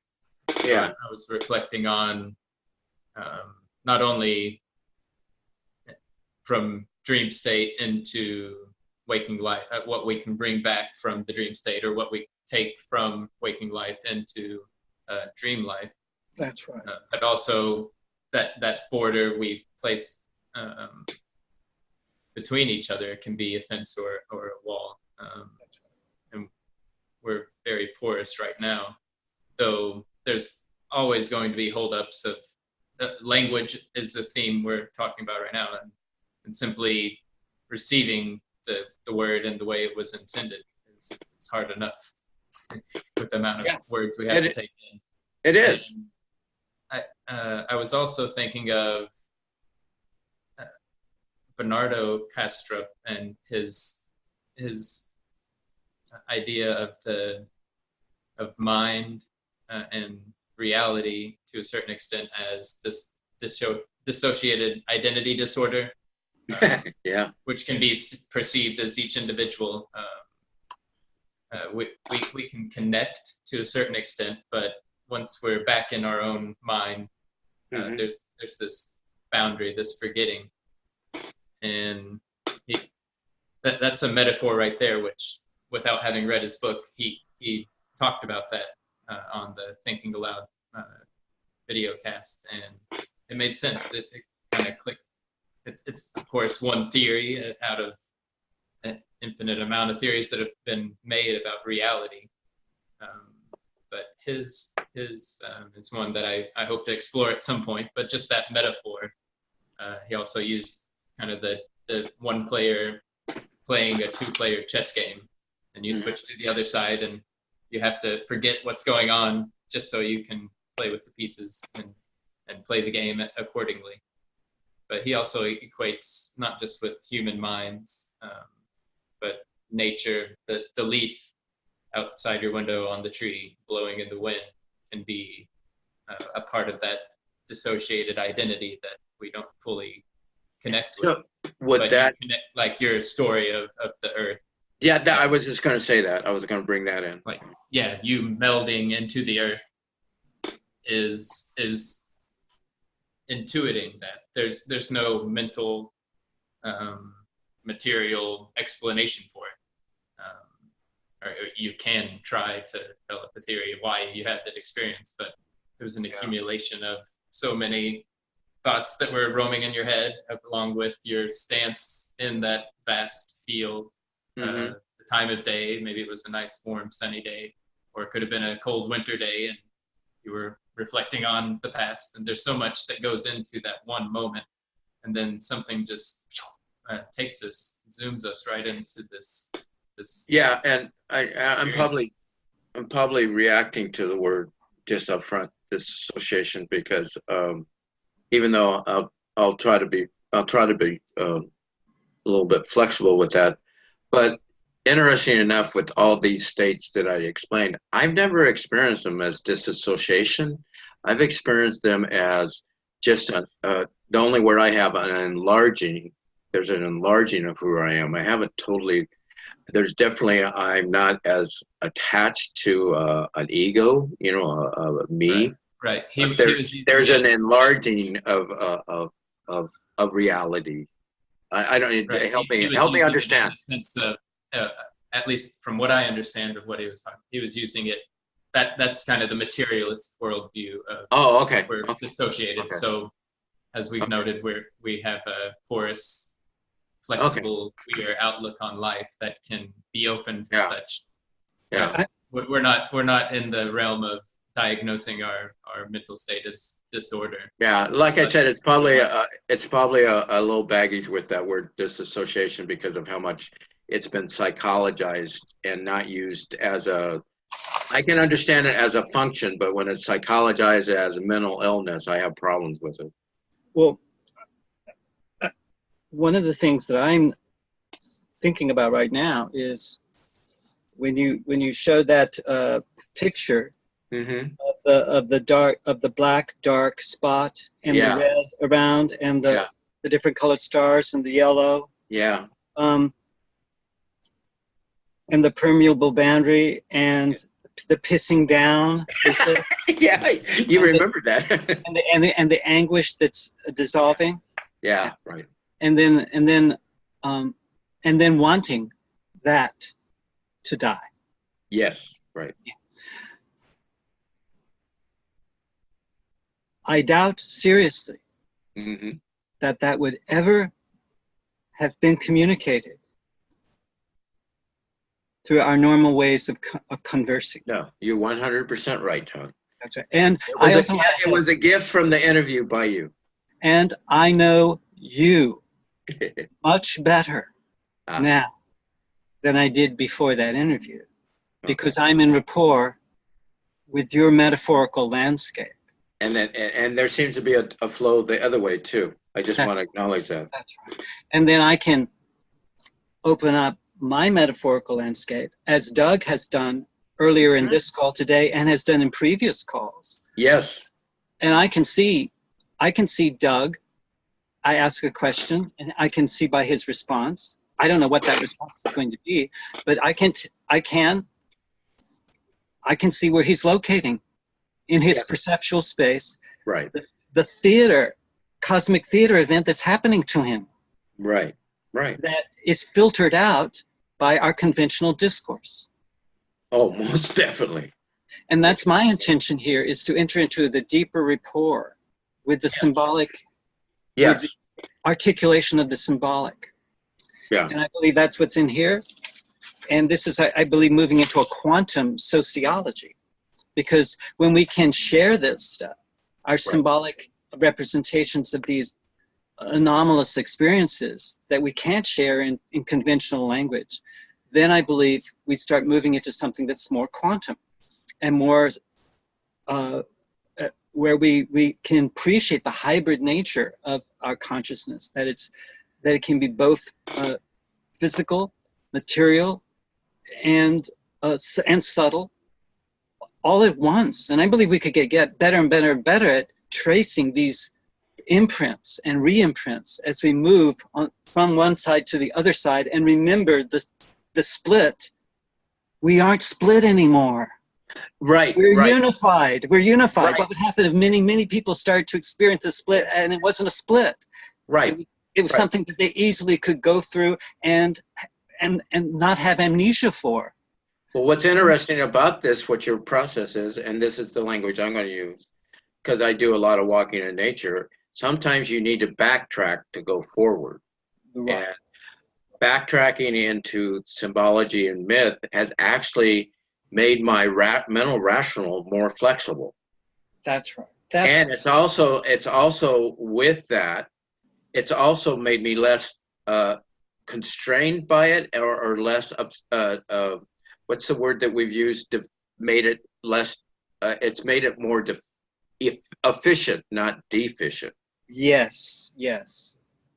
I say because the crux of it, in my opinion, is working with imagination. That's the crux. That's the crux.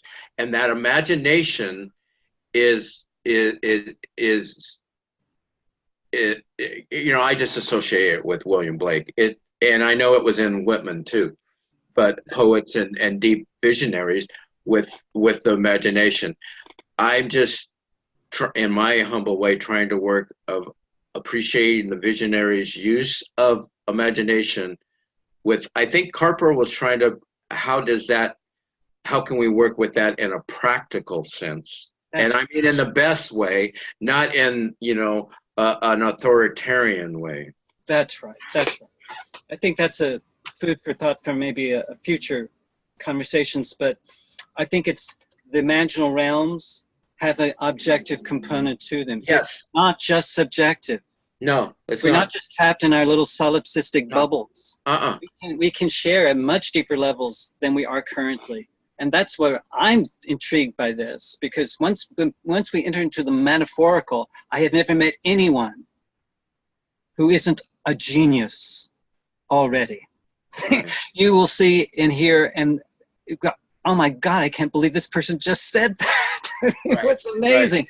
But we don't get there through our conventional. I was walking down the street today and I saw this woman and she told me this, blah, blah, blah, blah, blah. And what do you think about that? Well, what do I think about that? Well, I was walking down the street and I said that, blah, blah, blah, blah, blah, blah, blah, blah, blah, blah. It's like underneath all of that. Yes. If you get quiet enough. Right. Is there anything else about that? Does it have a size or a shape? Yeah. Where is it? And then all of a sudden people go, oh yeah, all right. Okay. You know what you just represented, represented with your body movement and your tone and stuff.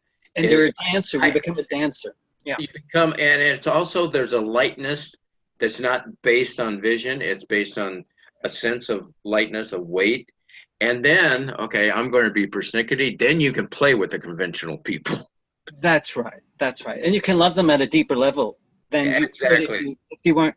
If I walked around, and I haven't done this yet, but if I could see other people, experience other people, and our last call that I had with you yesterday, as they come from the golden light. Yeah. And they have a message. Right. What would happen if that were so? That's a good question. I would be relating to people in a very different way than I am now. You're saying I would be using my imagination. Yeah. Anyone you encounter are these beings? Is that what you're saying right now? Yeah, and I live in a little island with 20 million people running around every day. And rather than getting annoyed and pissed off at them, I could open up to them. And actually I do.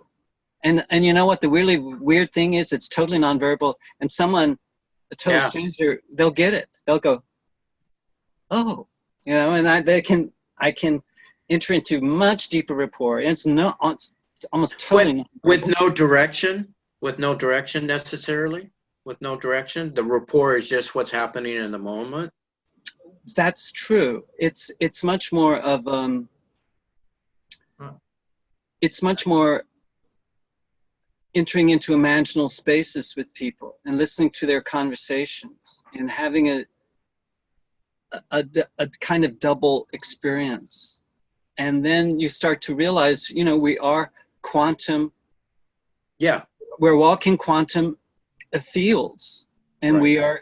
we are creating each moment, not just by ourselves, but together. And we can resonate and have greater influence with others with integrity. Right. You can't fuck with other people. You're going to get fucked with if you do. Right. And that's where I believe these ancient traditions have warned so many of their practitioners, don't get into that psychic stuff. Just skip it and just go into the void, you know, and hang out there.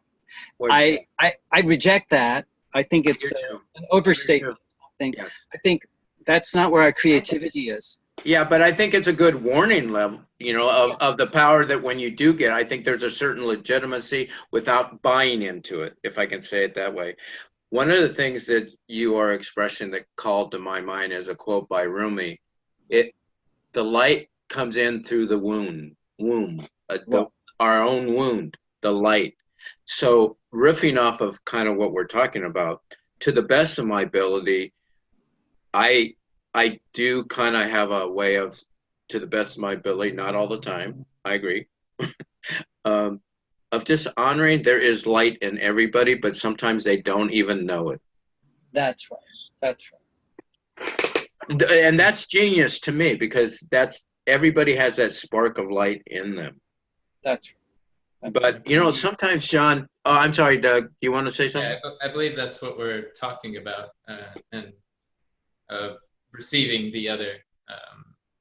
There is, it's not that we can force anything upon them, so we have to bring what we know into the conversation, even or into the presence. And a lot of the words that I'm going to take from this conversation are words that are opposite of fear. So there's this fear of death we talked about. There's this fear of change, of the unknown. And we've noted that fear has come and gone in us. It'll arise again, but we've found a point, and I think when we are, there's a lot of words we can use, non-attached, or we, rather than going into the void or the silence, we take that pause, assess the situation. We're quiet, alert. We have an alertness, and all this kind of goes with the stages of grief, and denial, fear, anger, and the final stage is that acceptance, that peace, that receptivity, a relaxed appreciation, and there's a gratitude. And we could interpret it in the New Agey, like meaningful way, or how we described it here. Each individual has their own interpretation of it. But and when we're in that mode, and clean language has especially this past week, I noted Monday of last week was a transitional phase. It's always been present, but I feel these words, this awareness is something I'm taking into, as we do from these cafes, from these conversations, into the world. And rather than, like, I know what we're talking about here is right. About 99% of it is what I believe, and what you two have discussed is what I know is true for me. But each coming from different spaces. But if we have that presence, there's the yogis, the sages that you hear, like you just look at them and you weep with joy because there's something they're emitting. It is this light of some sort. Their fence is of the utmost clarity, and that's something to strive for. Something. It's not a jumping into the void, but it can be felt by others, or you can tune into it and like John just said a minute ago, the other person will say, I recognize you in this vast space of crowd, and Right. we can have this conversation now. Yeah, I'm going to bring back my go back to the whole idea of vision and routine, or theory and theory, practice being a matter of bringing together theory, because theory is based in, it has its root in vision. It's a form of vision, the word. And so vision and practice is bringing vision and action together. That's the practice. And I think one of the things that probably that I've been through is I think it's good to meet people and experience people that are a little further down the road, but I think we have to remember they didn't get there without their going through their own struggle. I think sometimes, and maybe this is coming of the age we live in, and maybe science is, I'm not going to over idealize the yogi, because I know that I can experience it, but they had to go through something to get there, if that makes sense. Sure. It certainly does. I've really enjoyed this conversation. I know it's coming to a close. Yeah. There's so much more we can say, and so much that we already have explored. But I think we are transitional beings.